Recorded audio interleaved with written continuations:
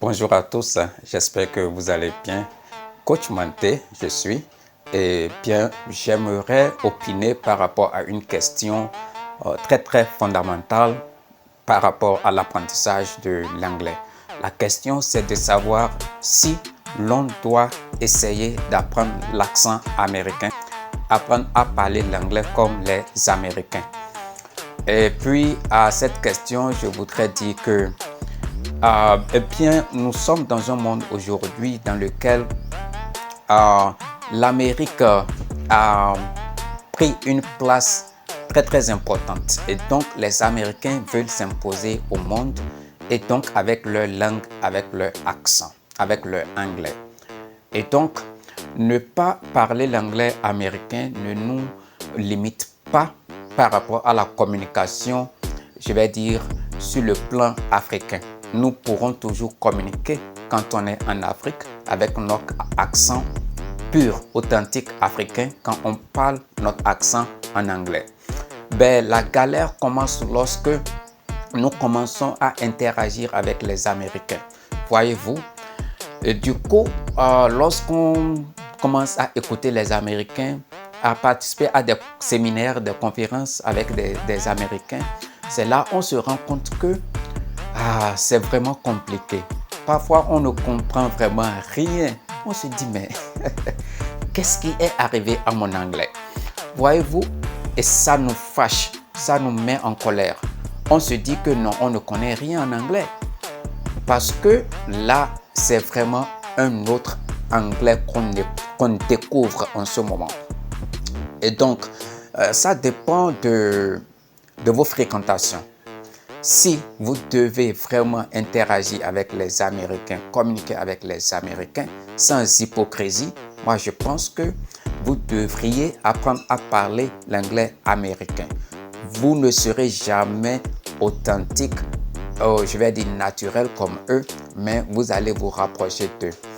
Imaginez-vous par exemple en Afrique, pour parler avec notre accent tout simplement naturel, on va dire "This city water is better than the water in my city. This city water is better than the water in my city." Ou alors "This city water is better than the water in my city." Mais lorsque un Américain va dire cette phrase, vous allez entendre "The city water is better than the water in my city. The city water is better than the water in my city. The city water is better than the water in my city." Du coup, ça vous crée une grande difficulté de compréhension. Et puis, ils sont encore trop rapides. Et donc, je vais dire, si vous pensez que vous devez interagir avec les Américains, je vous suggère d'apprendre sans hypocrisie l'anglais américain. C'est mieux pour vous. Et donc, non seulement l'accent américain, mais également l'anglais américain. La façon dont ils combinent certains mots, la façon dont ils réduisent certains mots, ils mettent certains mots ensemble pour les prononcer en un. Voyez-vous, la façon dont ils réduisent certains sons dans la communication pour pouvoir aller très vite, c'est un défi et on doit se lancer ce défi-là. Sinon, on se perd une fois qu'on commence à écouter les Américains parler l'anglais. Alors là, du courage, sachez donc vos priorités. Pourquoi vous apprenez l'anglais?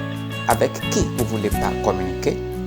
Ben, je pense que ces questions vont vous permettre de pouvoir faire le bon choix quant à l'accent à adopter pour votre communication. Toutefois, on peut connaître plusieurs accents, plusieurs façons de parler l'anglais, mais quand on se retrouve dans un contexte de communication spécifique, on adopte l'accent spécifique à ce contexte.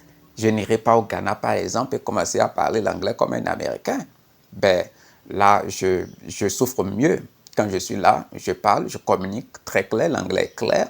Tout est clair dans la communication, dans la prononciation, et il n'y a pas de souci. Par contre, quand on doit quitter l'Afrique pour aller en Amérique, ou alors depuis l'Afrique, commencer par communiquer avec des Américains, en tout cas, moi, j'ai beaucoup galéré. Et je continue de galérer malgré mon niveau en anglais. Quand on écoute un Américain parler l'anglais, franchement, parfois c'est la frustration. et on se dit ça, il faut que ça finisse. Donc, on prend la décision de commencer à parler l'anglais comme eux, mais pour y arriver, il faut beaucoup les écouter et les imiter. Voilà, c'était Coach Manté. C'est toujours un grand plaisir pour moi de partager avec vous ces quelques astuces pour apprendre l'anglais. Et là, c'était mon opinion par rapport à l'apprentissage des accents américains ou non.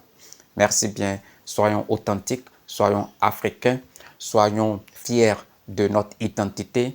C'est vrai que parfois on veut garder notre identité, mais quand cela nous pose un problème de communication, on doit pouvoir ravaler notre fierté et essayer d'apprendre l'accent des autres. Parce que tant qu'on ne le fait pas, parfois on sera limité dans la communication et on sera frustré. L'anglais, ça frustre beaucoup et surtout l'anglais américain. Portez-vous bien. Ciao. À plus.